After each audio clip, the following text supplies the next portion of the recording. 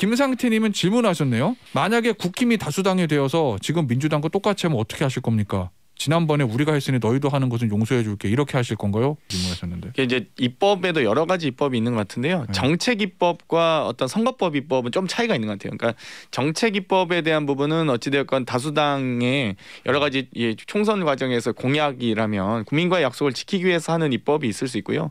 특히 이번에 이제 중대선거구제 같은 경우나 정치관계법 또 선거법 관련돼서는 사실 단독 처리한 사례가 없습니다. 저희도 이제 여러 고민을 하면서 단독 처리까지 해야 된다라는 얘기가 했지만 이 룰과 선거의 어떤 규칙과 룰이기 때문에 이런 부분은 사실 이제 단독 처리 못할 것 같고요. 뭐 과거에 이제 예를 들면 이 미디어법 개정안 같은 게 이명박 정부 때도 종편 채널 만들 때 사실 엄청나게 반대하고 뭐 그때 당시에 정세균 대표가 단식까지 했음에도 불구하고 통과했죠. 근데 그렇다 해서 제가 문재인 정부가 집권하고 나서 종편을 채널을 폐지하지는 않잖아요. 어찌됐건 이제 정책 입법이기 때문에 그 당시에 어떤 시대 정신과 그때 다수당이었던 한나라당이 통과한 부분에 대해서 저희가 그 과거까지 부정하지는 않죠. 정책 입법은 좀 불가피한 측면이 있다. 이렇게 지금 이해가 네, 그렇게 들리는데. 말씀드릴 수 있겠네요. 자, 근데 뭐 이제 지금 이 자리에서 검수완박 입법이 옳으냐 그르냐 노래하는 거는 의미가 없을 것 같고, 근데 이제 하나 궁금한 거는 지방선거를 앞두고 있잖아요. 뭐 묘책이라고 부르시는 분도 있긴 하지만 대부분의 언론들을 보면 진보 언론까지도 야 이거 이렇게까지 하는 게 맞아라는 꼼수 쪽으로 많이 이제 보시는 것 같아요. 언론들은 어떻습니까? 이렇게까지 하는 게 지방선거에 민주당에게 도움이 될까요? 하는 그런 걱정도 좀 드는데. 저는 이번에 이제 검찰이나 언론 관련된 법들이 특히 이제 뭐 수사기소 분리법안 같은 경우는 개혁 입법이라기보다는 약속 입법이라고 말씀드리고 싶어요. 그러니까 약속 입법. 예, 왜냐하면 어찌되었건 이 이제 뭐 수사기소 분리에 대한 찬성과 반대는 극명하게 드러나거든요. 그렇죠. 그런데 저희가 어찌되었건 약속을 했기 때문에 약속 하든 안 하든 비판 받을 텐데 하고 약속한 걸 지키고 나서 받는 비판은 저희가 실력이 부족해서지만 약속을 하고 안 지켜서 받는 비판은 이거는 신뢰가 부족한 거거든요. 저는 정치를 할 때 실력이 부족한 정치는 해도 신뢰가 부족한 정치는 해서는 안 된다. 어찌되었건 저희가 총선 때 검찰개혁하겠다라고 약속을 했는데 그 부분이 물론 저희가 부족하고 좀 이 법안이 좀 미약할 수는 있으나 국민께 어찌됐건 했던 약속을 지켜야지만 저희도 신뢰 있는 정치인으로서 혹은 신뢰 있는 정당으로서 다시 또 항상 또 비판받았던 부분 아니겠습니까? 내로남불이든 어쩌든 이런 비판들에 대해서 항상 왜 민주당 약속을 안 지키냐라는 비판이었죠. 그렇기 때문에 저는 너무 많이 왔습니다. 그래서 약속을 지키는 정당으로 다시 거듭나는 계기가 됐으면 좋겠습니다.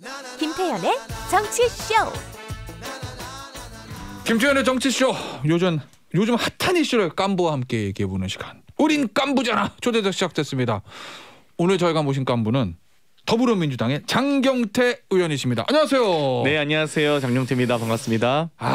뭐 사실은 이게 저 입장에서는 어제 민주당발 별로 이렇게 좋아 보이지 않는 뉴스가 메인 뉴스하고 조간신문을 장식해서 참 오늘 말씀하시기가 괴로우실 수도 있는데 잘 좀 부탁드리고, 그래서 저희가 먼저 첫 번째 질문은요 달달한 거부터 좀 해보겠습니다. 네. 우리 장경태 의원이 보니까 국토위도 하시고 여가위도 하시고, 그런데 제가 딱 눈에 띄는 이력이 요거 청년 정치인 첫 출마 지원단 공동단장.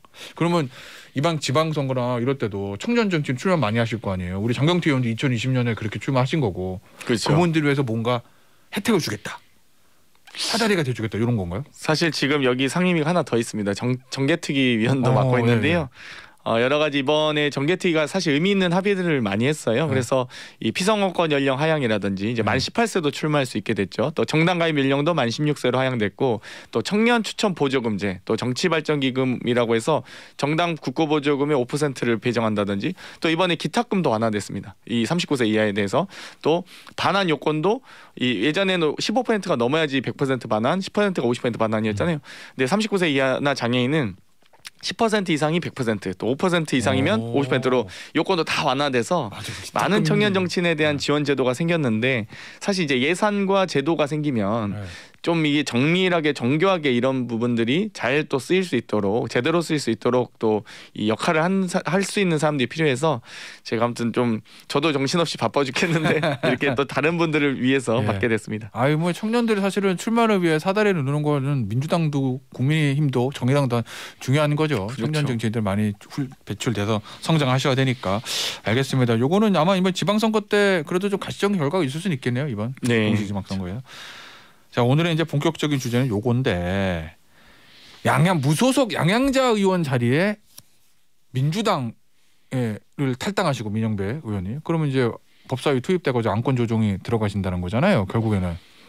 아마 근데 좀- 양양자 의원님을 대신하지는 않았고요. 제가 알기로 민영배 의원님도 법사위에 지금 계신 이미 보임한 예. 상황이라서 뭐 대신하고 바꾼 건 아닙니다. 바꾼 건 아니고 어쨌든 민주당을 탈당해서 무소속 의원으로 변신하신 다음에 안건 조정에 들어갈 예정이다. 그러니까 뭐 이렇게 이제 보도가 됐어요. 많은 분들이 이제 안건 조정위가 구성될 경우에 이 비교섭 단체 몫으로 양양자 의원이 들어갈 것이다라고 예상했는데 아마 이제 무소속이 대신 민영배 의원님이 이제 들어가지 않을까라고 더 예상하시는 것 같아요.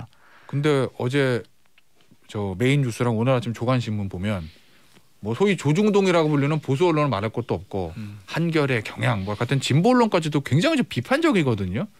요 민주당 탈당한 거에 대해서 꼼수다 이런 평가가 많은데 장경태 의원은 어떻게 보세요? 저도 어제 이제 민영배 의원님이나 최강호 의원님을 뵀었는데요. 네. 사실 정말 여러 가지 이 소위 당론책들 된 수사 기소 분리에 대해서 여러 가지 추진해야 되는 뭐 이 안건 조정위를 비롯해서 사실 국민의힘의 필리버스터까지 모든 경우의 수를 다 고려해야 할 수밖에 없습니다. 그게 바로 원내 전략인데요.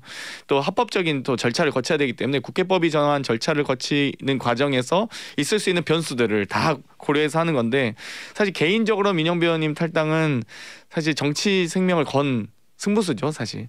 정치 생명이라고 하면 민영배 의원 개인의 정치 생명이요? 그렇죠. 사실 이 어찌되었건 이 당의 당론뿐만 아니라 이 당적을 갖고 있는 국회의원이 무소속이 된다는 건 정말 뭐 어찌됐건 평생 남을 기록이기 때문에 정말 개인적인 고뇌는 엄청났을 겁니다만 개인적인 고뇌는 엄청났을 거고요. 또 지금 어찌됐건 수사기소 분리 법안이 이제 법사위에 상정되고 아마 대부분 이제 안건조정위원회에 지금 갈 것이다 다 예상하고 계신 거잖아요. 막 아름답게 국민의힘과 민주당이 합의를 해서 아름답게 방망이를 칠 거라고 생각하지는 않으시기 때문에 그렇죠. 그런 지금 예상들 하고 계신 거죠. 안건조정위에 비교섭 단체 몫으로 누가 갈 것이냐 이제 그러니까 양양자 의원을 처음엔 예상하셨던 거고 이제 민영배 의원님이 무소속이 되셨으니까 가시지 않을까라고 예상하고 계신 거기 때문에 아직 안건조정위원회가 구성되는 건 아니기 때문에요. 그렇기 때문에 많은 분들께서 이제 이 여러 가지 과정에서 만약 지금 아직까지 협상에 시간 남아 있는 것 같습니다. 국민의힘이 어떤 대안을 가지고 올지 또 국회의장 중재안도 아직 남아 있는 절차상 있기 때문에 아마 여러 가지 지금 모든 경우의 수가 다 지금 존재하고 있는 상황이라고 말씀드릴 수 있겠네요. 근데 민영배 의원 이 탈당하기 전에 원래는 무소속의 양양자 의원이 글로 가시기로 한 거잖아요.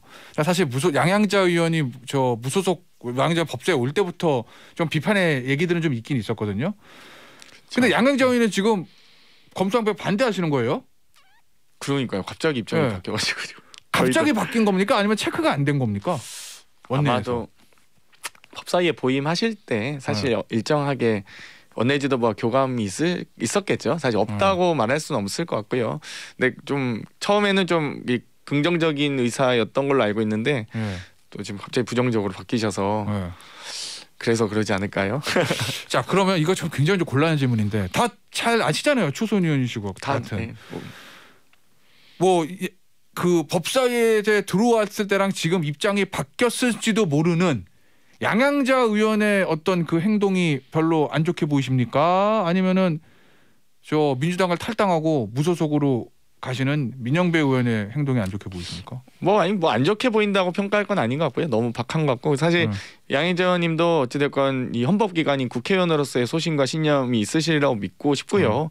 또 민영배 의원님도 또 본인의 이 개인적 거취를 좀 결정하신 부분이기 때문에 본인의 이 개인적 소신과 신념이 있으리라고 봅니다. 그렇기 때문에 뭐 누가 옳다 잘못됐다 이렇게 또 평가하기는 좀 그런 것 같습니다. 본인의 개인적인 의원 한 사람의 신념이다 이렇게. 안타깝죠. 근데 물론 이제 그러니까 양희재 의원님이 말 그대로 무소속 의원 아니겠습니까? 사실 그렇기 때문에 민주당의 당론과는 조금 또 다른 뭐 판단을 하실 수도 있는 것 같고요. 또 그와 더불어서 그 양희재 의원님이 이제 부정적인 입장으로 바뀌었다고 해서 그걸 또 비난할 필요도 없고 어쨌든 민영비 의원님이 개인적 또 결단으로 탈당이라는 게 쉽지는 않거든요. 어찌되었건 그렇긴 하죠. 예, 그게 또 뭐 여러 가지 변수들이 워낙 많아지는 거기 때문에 그렇기 때문에 참 어려운 선택하셨다 이렇게 두 분 다 말씀드리고 싶네요.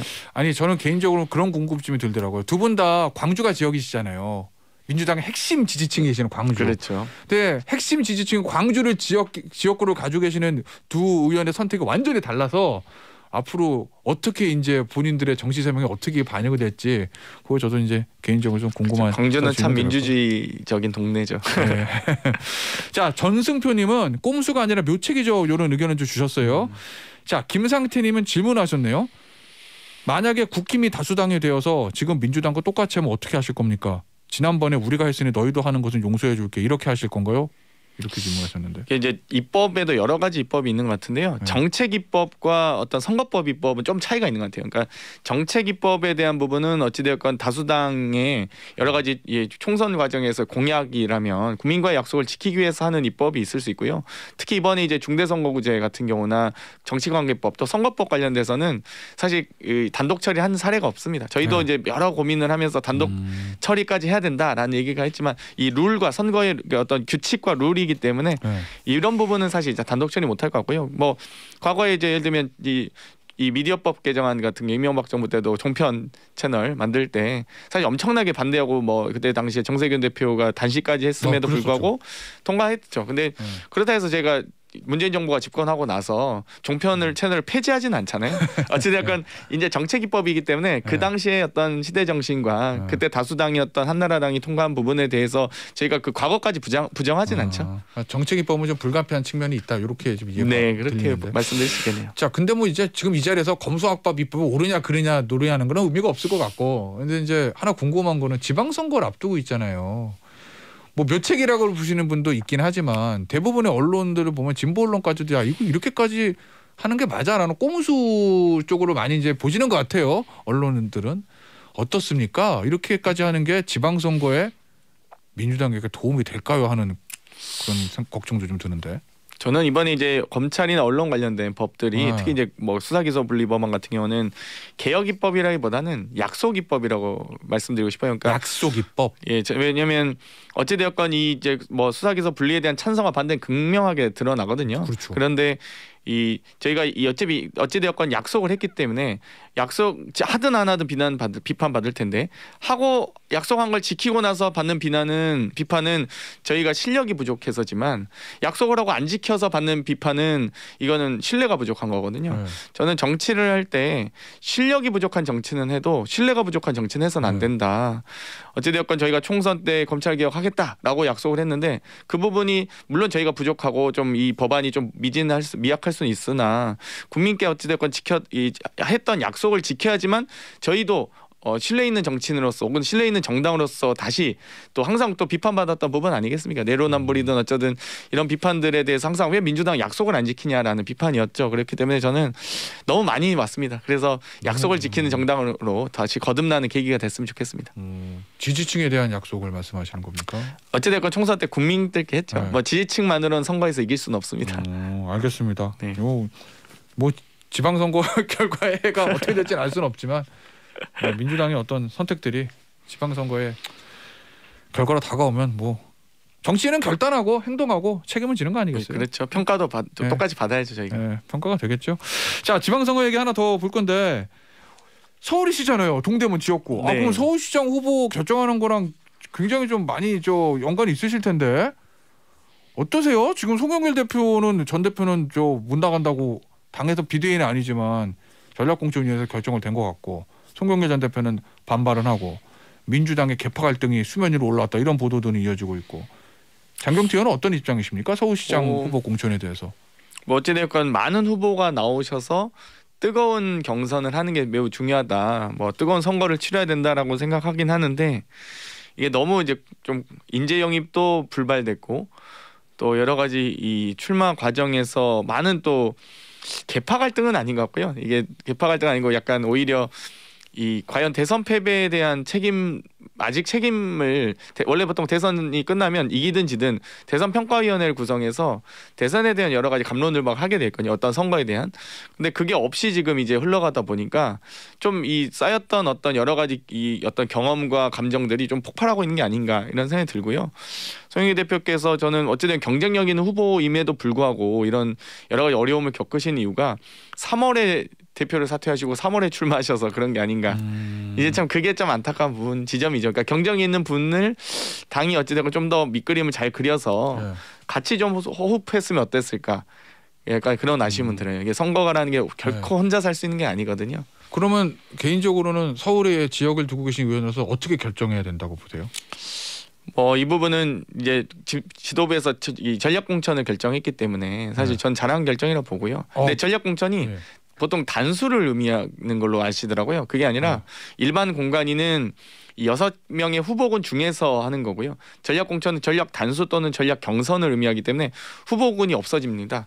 그러니까 전략 공천이란 말은 여러 이미 기접수한 6명뿐만 아니라 보다 더 다양한 사람들을 대상으로 하겠다라는 의미를 하거든요. 그렇기 때문에 저는 어쨌든 경쟁력 있는 후보가 있다면 뭐 단수 또는 또 경선할 수 있다면 경선까지 포함해서 충분히 경쟁력 후보를 더 많이 좀 모시고 와야 된다라는 생각을 하죠. 그러면 송영길 전 대표 배제나 박주민 의원 배제는 잘한 결정이다라는 취지세요? 아니요, 그건 아니고요. 그러니까 배제할 필요까지 있나 이런 생각은 하죠, 사실. 그러니까 송영길 전 대표 예를 들면 박주민 의원 지금 출마 선언한 정봉주 전 의원, 김진애 전 의원 포함해서 또 예를 들면 언론에 나오고 있는 뭐 박영선 뭐 전 장관이나 강경화 전 장관 이런 분들 다 모셔다가 원점에서 다시 검토해보자 이런 취지죠. 경선을 보통 4인 이상 경선은 하진 않으니까요. 막 8명 경선하진 않으니까요.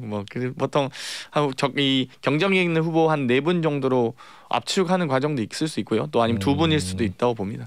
아니면 그 중에서 단수를 전략 공천할 수 단수도 할 수 있죠. 네. 그러니까 누구를 배제하지 말고 일단 다 모아서 원점에서 생각해보자 이런 취지인 것 같은데. 그렇죠. 근데 지도부가 또 결단을 해주셔야 돼요. 이런 부분은. 네. 알겠습니다. 혹시 뭐 마음에 두고 있는 다른 후보들 있으신가요? 저는 누가 나오면 개인적으로 누가 나오는 게 제일 경쟁력 있을 것 같다. 상대는 오세훈 시장이니. 뭐 그냥 개인적으로 물어보시면 전 박주민 의원이 경쟁에 있지 않나 이런 생각을 하는데. 박주민 의원이요? 일단 어찌됐건 이제 소위 97세대의 대표 주자거든요. 근데 이제 너무 소위 86세대가 너무 오랜 정치를 해 오셨죠. 근데 뭐 그분들의 어떤 이 한국 정당사에서 역할과 의미도 있는데 70년대생들이 너무 약진하지 못하고 있는 게 아쉬움은 좀 있어요. 저는 이제 80년대생이긴 하지만 그럼 뭐 민주당뿐만 아니라 국민의힘도 그렇죠. 그러니까요. 이게 너무 약하더라고요. 그래서 좀 이제는 70년대생, 90년대 학번들이 최소한 국회의원 수 20명도 안 돼요. 지금 뭐 그 정도 되기 때문에 당내에서도. 그래서 이분들이 지금 50대가 됐는데 아직도 어리다는 평가를 받고 있는 게 너무 어이가 없고, 네 50인데 아직도 어리다고, 네 참.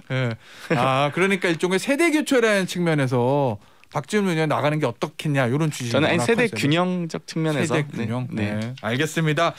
자, 우리 지방선거 관련된 하나만 더 해볼게요. 사실 그 되게 중요한 얘기인데 요 검수완박에 가려가지고 사실 많이 보도가 안 되거든요. 요거. 전국 11곳 선거구에서 기초의원을 3명에서 5명까지 뽑는 중대선거구제 이제 시범 도입됐어요. 원래는 우리나라 선거구 다 소선거구제인데 예를 들면은 한 지역구 3명 뽑던 거를 지역구 합쳐가지고 거기서 11명 뽑는 이런 게 중대선거구제잖아요. 그렇죠. 요거 왜 추진된 거였던가요? 여러 가지 이제 다양한 정치 세력이 의회에 진출해야 된다. 이 부분은 뭐 윤석열 당선인도 그렇고 이준석 대표도 그렇고 안철수 인수위원장도 다 이제 3, 4당에서 계셔보셨기 때문에 다당제 정치에 대한 뭐 많은 공감대는 있는데요. 사실 이제 기초의회는 기존에 2인에서 4인 선거구로 운영해왔습니다. 그렇죠. 광역의회 이상은 뭐 다 소선거구제인데요. 그래서 2인에서 4인이긴 한데 대부분 다 3, 4인 선거구보다는 2인 선거구를 선호해왔어요. 그 이유가 2인 선거구면 대구든 광주든 국민의힘 또는 민주당이 무조건 한 석을 먹는 구조군요. 어차피 반반 나눠 먹는 구조이기 때문에 무조건 됩니다. 네. 그렇기 때문에 이제는 2인이 아니라 3인 또는 4인으로 좀 넓히자 혹은 5인까지 넓히자라는 이야기를 많이 했었고, 그래서 3인에서 5인까지 확대되는 시범 선거구를 11곳을 선정했습니다. 근데 뭐 민주당 지역구 9곳, 국민의힘 2곳인데요. 그중에 이제 역할과 그 비중이 컸던 뭐 예를 들면 서울 같은 경우는 뭐 진성준 의원님 지역구, 또 원내 수석이시고 네. 또 김영배 의원님 같은 경우 정개특위 간사시고 또 제가 이렇게 네. 신청을 하게 됐습니다. 네. 그리고 이제 국민의힘 같은 경우는 두 곳인데 조은희 의원님 서초갑 네. 그리고 이 홍준표 의원님 지역 대구 예, 두 개가 선정됐죠. 그러니까 어떻게 보면은 저 속된 말로 양 당에서 유리한 지역을 지금 희생을 한 거잖아요. 저희는 유리하진 않고요. 아, 그래요? 사실 강서을 같은 경우 원래 김성태 의원님 지역구셨고 그렇겠구나. 근데 이제 저희도 좀 뭐 홍준표 의원님이 원래 예전에 국회의원 하셨던 지역이기 때문에 제 지역구 같은 경우도 그리고 뭐 사실 국민의힘이 오히려 훨씬 서초갑은 2인에서 4인 되면 2인이었으면 민주당 1명, 국민의힘 1명 될 걸 4인 돼서 아마 국민의힘이 3명 되고 민주당 1명 될 가능성이 높아졌죠. 그렇게 해도 될 수 훨씬 있겠다. 유리하죠. 서초갑은 아마 4명 다 될 수도 네. 있고요. 혹시 저 지역에서 출마하시고 싶은 어떤 분들한테 많이 항의 같은 거 없었나요?